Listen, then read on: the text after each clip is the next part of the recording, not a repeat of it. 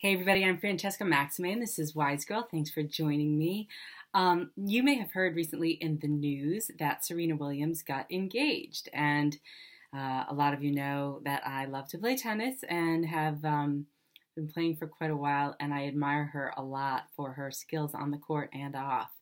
And I'm really happy for her because being in the spotlight like that is difficult, I'm sure, to have relationships and keep them private and know how to navigate what it means to be with someone. And the person that she's with is, as I understand it, the co-founder of Reddit, or the founder of Reddit, Alex Ohanian, and is a Czech entrepreneur essentially, and is very wealthy as she is. And so again, that kind of is something that needs to be protected, I think, in terms of being in the spotlight versus, being more private.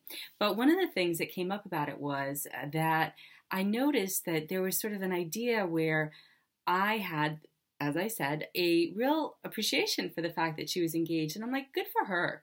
I'm glad that we didn't know about this and that it happened. And here it is. And I don't know that I would have felt that way 5 years ago when my engagement had been broken and that I'd been sort of stuck in a place of real wonder about what the heck just happened here, and not really knowing which end was up. And I think it's partly because of the teachings that I've been studying over the last couple of years. And one of those is in Buddhist tradition called the Four Immeasurables. It's called Sympathetic Joy. It's called mudita, actually. And Sharon Salzberg talks a lot about this. And she's a well-known meditation teacher. And with sympathetic joy, what we do is we get, if you can imagine this, instead of jealousy or envy or hatred or anger or frustration or why them, not me, we actually derive some joy from the fact that somebody else is happy. And that person could be someone we know, or in this case, don't know personally, like Serena Williams, or it could be someone that we really like or dislike even, but that somehow we actually are able to be happy for them.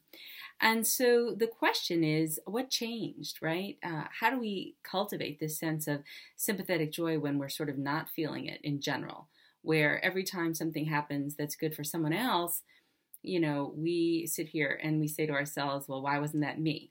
It could be, a job promotion, a lottery ticket winner, a new boyfriend or girlfriend. It could be any good thing that happens to somebody else that instead of being able to really just enjoy and share some of their joy, that we feel kind of contracted about. And I think that it's really real to recognize that that may not be our natural tendency about certain things. And usually that's because we're trying to protect some of the small parts within us that make us feel as though we are needing to protect ourselves, that we're needing to take care of a younger part or a smaller part inside of us that's sort of trying to say, hey, I don't trust that if she or he gets whatever it is that they've just gotten, that I'm going to be able to get mine too someday. And that's a real feeling. And so in order to be able to be tender with that feeling, we really just have to kind of recognize it and look at it and say, yeah, it's okay that this is the first thing that popped up. There's a little part there that needs to be healed and that needs to be really told that at some point it will get what it needs, and it won't always look like what everybody else gets because you're you and your circumstances are different from that person's circumstances. But what it does do, if we can open to it, is allow us to see that good things can happen. And that it's not so much that good things can happen to other people, although we're witnessing in this case that they do. It's that good things can happen in general, which means also that good things can happen to me. And so if we can kind of open up to this idea that I'm not any different from anyone else, in the sense that I can experience something positive in much the same way that someone can experience something positive, and that yes, I do experience things that are negative in much the same way that I know, for example, to continue with the analogy, that Serena Williams has experienced negative things. She had an embolism at one point. She had hurt her foot. She was not able to play. And now look at her. She's very successful, and now she's happy emotionally in her love life too.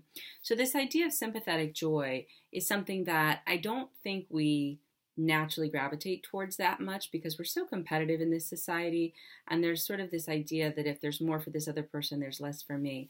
But I just invite you to consider that if we can kind of use that as energy and fuel in a way to say, well, actually, this could happen to me too. The more that we attune ourselves to positive thinking and positive regard for our own selves, over time, and it's not to be Pollyanna, but over time, we actually start bringing that in a little bit. We start cultivating more of that. And I was just listening to a talk the other day with the author of Calling in the One, and Catherine Woodward Thomas, and her whole philosophy on that, which has to do with relationships, is basically that the one person that's the right person for you will come in when you clear out the other gunk and the other cobwebs in your life that have to do with beliefs about yourself or about your situation that aren't necessarily rooted in truth. Meaning the reality is that we may have had bad experiences in the past that may have led us to believe that we are not worthy, but that we are in fact very worthy, in much the same way Serena Williams is, and no less magnificent, by the way. It's just that we have to see that within ourselves, and once we do, we can kind of open to continuing to cultivate that kind of thought, behavior, and energy, and then more of what we want will be brought into our lives. So just a little thought on sympathetic joy. Congrats to Serena, and all good things to come in 2017. All right, I'm Francesca Maxime. This is WiseGirl. Please leave me some comments and questions. I'd love to hear from you. Take care. Bye.